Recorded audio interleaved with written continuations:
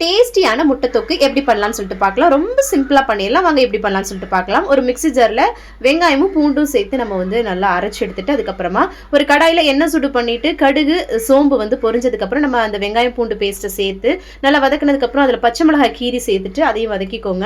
அதுக்கப்புறம் தக்காளியும் அரைச்சு பேஸ்ட்டாவே சேர்த்துட்டோம்னு வச்சுக்கோங்க. கிரேவி ரொம்ப நல்லா இருக்கும். நல்லா அந்த மாதிரி சுருள நம்ம வந்து வதக்கணுங்க. அப்பதான் டேஸ்ட் ரொம்ப நல்லா இருக்கும். அதுக்கப்புறம் வீட்டில் அரைச்சு குழம்பு மிளகாய்த்தூள் மட்டும் சேர்த்துருக்கேன். நீங்க வந்து மிளகாய்த்தூள் மல்லித்தூள்னு தனித்தனியாக கூட சேர்த்துக்கலாம். நல்லா அது வந்து சுருள வதங்கணும். அதுதான் டேஸ்ட்டே மெயினாக அது வந்து பண்ணுங்க.